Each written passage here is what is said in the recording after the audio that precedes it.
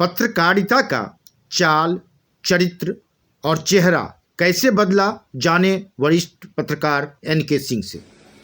मैं आज जो बात कहने जा रहा हूं, क्योंकि हम अपने बीच में बैठे हैं, तो इसलिए थोड़ी सी खरी खरी बात कहने जा रहा हूं। अंदर दिग्विजय सिंह से बात हो रही थी, वो कह रहे थे कि मीडिया को लेकर के मैं क्या बोलूंगा, है ना, मीडिया वाले हैं। तो मैंने कहा मैं ही ये बात कर लेता हूं, ये बात सारी मीडिया को लेकर के। तो जो बात मैं कहने जा रहा हूं वो हो सकता है जो कड़वे प्रवचन की श्रेणी में आ जाए।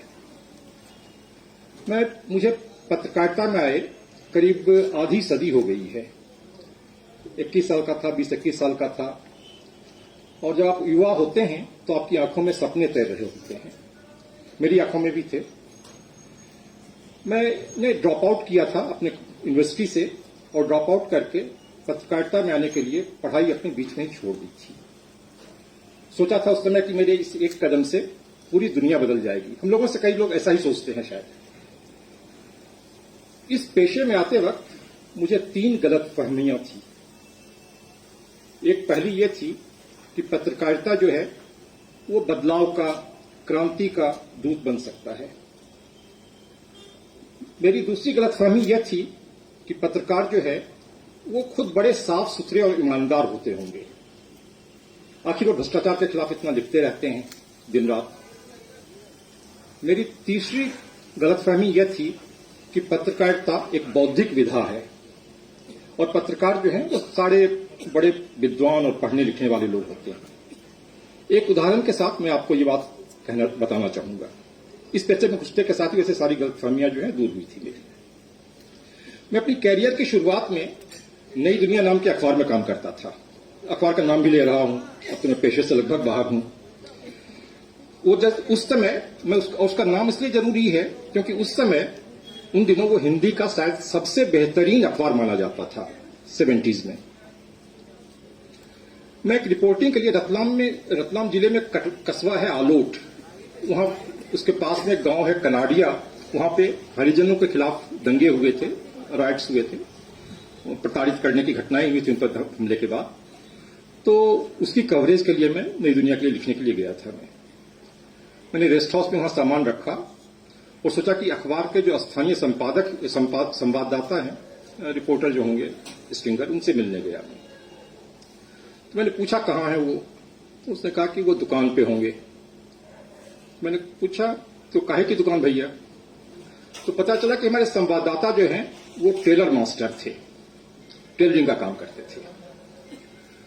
उन दिनों उस इलाके का सबसे बड़ा अखबार, दूसरा बड़ा अखबार स्वदेश था।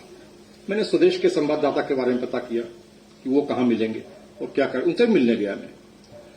तो पता चला कि वो नाई का काम करते थे, स्वदेश के संवाददाता। ये तो हो गई क्षेत्रीय पत्रकारिता की बात, और वहां क्या स्थिति है उसकी बात। उसके बाद मैं जब अखबारों में काम करने लगा तो मुझे आज तक, नायडू साहब भी बैठे हैं, आज तक हम लोग को ऐसे जीवन में कई पत्रकार मिले होंगे जिन्होंने किताब जो है कभी छुई तक नहीं है। उसके बाद बगाहे कभी कोई किताब देख लेते हैं। हम लोग मीडिया को अक्सर फोर्थ स्टेट कहकर उस पर गर्व करते हैं। काहे का फोर्थ स्टेट? हम लोग वास्तव में एक तरह से देखें व्यवस्था का ही एक हिस्सा है। मीडिया को कंट्रोल कौन करता है? कॉर्पोरेट घराने करते हैं। क्या आप उम्मीद कर सकते हैं कि इन कॉर्पोरेट घरानों द्वारा चलाए जाए अखबार या चैनल व्यवस्था विरोधी होंगे? जो तीसरी गलतफहमी थी कि पत्रकार ईमानदार होते हैं, मेरी यह गलतफहमी दूर होने में थोड़ा समय लगा। न तो मैं उसके किस्से आपको सुनाऊंगा, न उसका कोई उदाहरण दूंगा। आप सारे लोग जो यहां बैठे हैं इस बारे में मुझसे ज्यादा जानते हैं। इंडिया टुडे में हमारे एक पुराने बॉस थे, अरुण पुरी, मेरे पुराने बॉस जो थे, तो वो कहते थे कि पत्रकारिता एक बिजनेस है, लेकिन एक ऐसा, it's a business with a soul, पर एक ऐसा बिजनेस है जिसकी एक अंतरात्मा है। सवाल यह है कि आज वह अंतरात्मा कहां है? मेरा कहना यह है कि ये सारे परिवर्तन जो हैं कोई एक दिन में नहीं आए हैं। अगर आप देखें आजाद भारत की पत्रकारिता का इतिहास तो उसमें 6 वाटरशेड आज तक मुझे लगता है हुए हैं, जिन्होंने इस पेशे का चाल, चरित्र और चेहरा बदल दिया है। पहला वाटरशेड, जैसा हम सबको मालूम है, इमरजेंसी थी, आपातकाल। उसके साथ प्रेस पे सेंसरशिप आई थी। मैं उन दिनों काम करता था, मैं भी उन दिनों भी पत्रकार था मैं, और उस काले अध्याय से हम में से काफी लोग परिचित हैं यहां पे। जैसा आडवाणी जी ने कहा था, लालकृष्ण आडवाणी जी ने, कि उन्हें झुकने कहा गया और वे रेंगने लगे। दूसरा वाटरशेड पत्रकारिता में 24 घंटे वाले खबरिया चैनल जो हैं वो आए हैं। उन्होंने न्यूज की एक तरह से परिभाषा बदल दी इस देश में। उन्हें देखकर मेरी यह धारणा और पुख्ता हो गई कि पत्रकारिता में बौद्धिकता की बहुत ज्यादा जगह जो है वो नहीं बची है। जॉर्ज बर्नार्ड शॉ ने एक दफा कहा था कि ऐसा दिखता है कि अखबारों को यह तमीज नहीं है कि वे एक साइकिल दुर्घटना और सभ्यता के विनाश में फर्क कर सकें। अब तीसरा वाटरशेड, यह है पेड न्यूज। मीडिया पर इसके प्रभाव से हम सारे लोग परिचित हैं। पेड न्यूज केवल मीडिया के लिए घातक नहीं है, इसके दूरगामी परिणाम हो सकते हैं जो पूरे समाज पे प्रभाव डाल सकते हैं। पेड न्यूज अंत में जाकर हमारे प्रजातंत्र को ही खत्म कर सकता है। डेमोक्रेसी के लिए बहुत बड़ा खतरा है। आप मान लें केवल पैसे वालों की अगर खबरें छपती रहें, जो पैसे डाल देकर के पेड न्यूज छपाते हैं इलेक्शन के समय, तो उस इलेक्शन पे को किस तरह से प्रभावित करेगा वो। और अब तो ये हो रहा है कि इलेक्शन कमीशन जो है वो पेड न्यूज को लेकर के इंटरवेन कर रहा है और बाकायदा वो जो है एक कमेटी बनाता है। ये हम सब लोगों के लिए, मीडिया में काम करने वालों लोगों के लिए शर्म की बात है। चौथा वाटरशेड मीडिया में, हमारे आजाद भारत के मीडिया में, नीरा राडिया के टेप थे। आप सबने सुना होगा उसको शायद, जो कि अभी हाल में आया था। उस टेप ने जर्नलिज्म में बड़े बड़े नामों को नंगा किया, कई बुत ढहाए। फैज कहते हैं कि सब बुत ढहाए जाएंगे, यहां ब्रिजेश बैठे हैं तो याद होगा, और सब तक उछाले जाएंगे।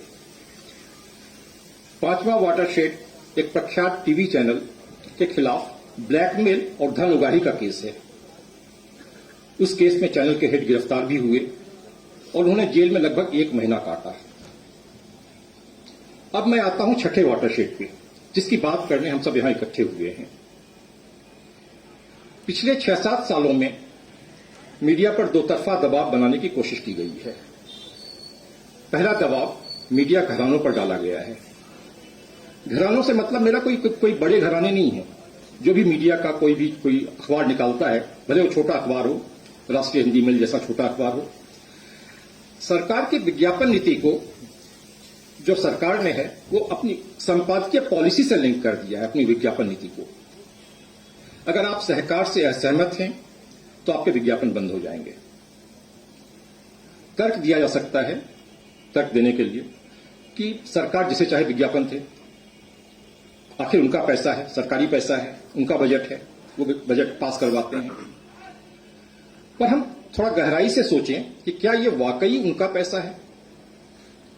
विज्ञापन पर जो धन खर्च होता है वह सार्वजनिक धन है, जनता का पैसा, यहां पर बैठे जितने लोग हैं उनके खून पसीने का कमाया हुआ पैसा, जो हम सब ने टैक्स में दिया है सरकार को। इस पैसे का इस्तेमाल असहमति की आवाज को कुचलने के लिए नहीं किया जा सकता है। कोई सरकार ऐसा नहीं कर सकती है, यह अनडेमोक्रेटिक है। पत्रकारिता पर दूसरा दबाव आज हमारे पेशे पर जो डाला जा रहा है, वो हमने कल थोड़ी उसकी चर्चा हुई थी। हमने यहां पर प्रेस क्लब ऑफ इंडिया के अध्यक्ष हैं, उनको आमंत्रित किया था। वे अभी भी पत्रकारों के अधिकारों को लेकर वहां दिल्ली में लड़ रहे हैं। कोरोना की आड़ में न केवल संसद में ही नहीं, संसद में भी आप भी हैं, और कई विधानसभाओं में भी पत्रकारों को रिपोर्टिंग से रोका जा रहा है, उनकी एंट्री बैन की जा रही है। दिल्ली में यह हो रहा है कि प्रेस इंफॉर्मेशन ब्यूरो जो है, पत्रकारों के जो प्रेस कार्ड्स होते हैं अधिमान्यता कार्ड के, उसको रिन्यू करने में आनाकानी कर रहा है और बहुत लेट लतीफी कर रहा है। एक तरफ और सरकार जो है, जिसका दास साहब ने अभी जिक्र किया था, अपने सूचना तंत्र को आउटसोर्स कर रही है। पत्रकारों के दफ्तरों में प्रवेश पर कई तरह की पाबंदियां लगाई गई हैं। कई दफ्तरों में, दिल्ली में भी और दूसरी जगहों पे भी।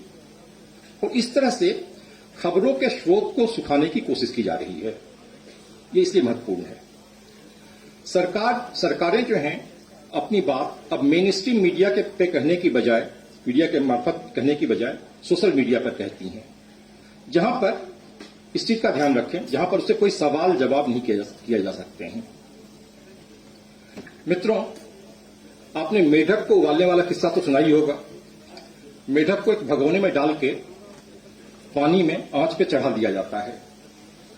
मेढक उस भगोने में मस्त तैरते रहते हैं। धीरे धीरे पानी का टेम्परेचर बढ़ना चालू होता है।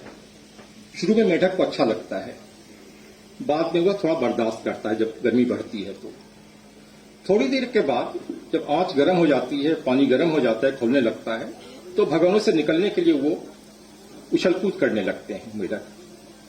आज की पत्रकारिता उसी भगोने में है। धन्यवाद।